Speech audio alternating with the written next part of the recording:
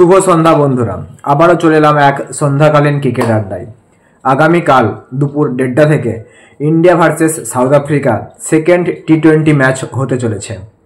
First টি-20 match তোমরা সকলেই জানো বন্ধুরা, 101 রানে ইন্ডিয়া সাউথ আফ্রিকাকে পরাজিত করেছে।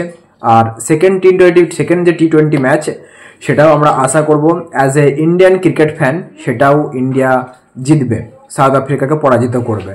টোটাল 5টা টি-20 ম্যাচের সিরিজ রয়েছে। টি-20 বিশ্বকাপ খুব সামনেই ফেব্রুয়ারি মাস থেকে স্টার্ট হতে চলেছে ইন্ডিয়া আর শ্রীলঙ্কার মাটিতে।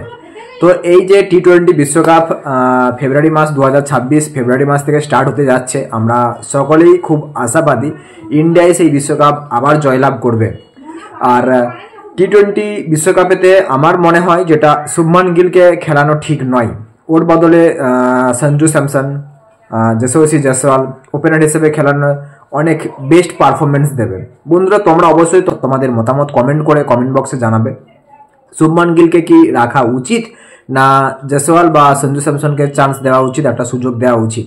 আমার মতে তাদেরকে সুযোগ দিলে অবশ্যই শুভমান গিলের থেকে অনেক বেস্ট পারফরমেন্স করে দেখাবে। কারণ ওনার বেশ কয়েক মাস ধরেই না টেস্ট ম্যাচে কোনো পারফরমেন্স রয়েছে, না ওডিআই ম্যাচে কোনো পারফরমেন্স রয়েছে, বাট তা সত্ত্বেও ক্যাপ্টেনশিপ নিয়ে বসে রয়েছে। না টি-20 ম্যাচে কোনো পারফরমেন্স রয়েছে, যেটা গত ম্যাচেই দেখা গেল 2 ডিজিট পর্যন্ত রান করতে পারলো না, আউট হয়ে গেল, বাট ভাইস ক্যাপ্টেন হয়ে বসে রয়েছেন।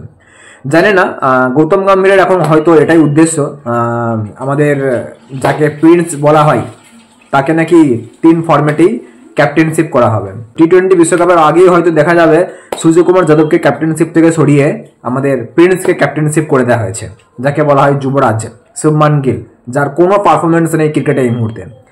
তাকে নিয়েই ব্যস্ত থাকে সবসময় বেশিরভাগ টাইম আমাদের গতিজি captain Suryakumar Yadav, but social মিডিয়ায় দেখা যাচ্ছে তাকে নিয়েই ব্যস্ত আমাদের গতিজি।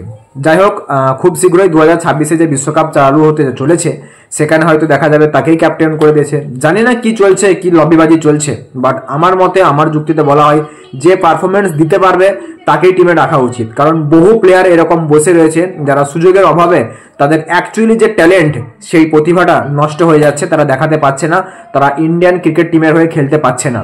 তো আমার মতে বলা উচিত শুভমান গিলকে নেক্সট ম্যাচটা দেখা উচিত। আগামীকাল যে টি-20 ম্যাচটা আছে সেখানে যদি পারফরমেন্স দিতে পারে ফাইন, পারফরমেন্স দিতে না পারলে তাকে বাদ দেওয়া উচিত, সে যতই ভাইস ক্যাপ্টেন থাকুক। এর থেকে তো ভাইস ক্যাপ্টেন করা উচিত হার্দিক পান্ডেকে, যথেষ্ট ভালো তার পারফরমেন্স রয়েছে ইনজুরি থেকে ফিরে এসেই।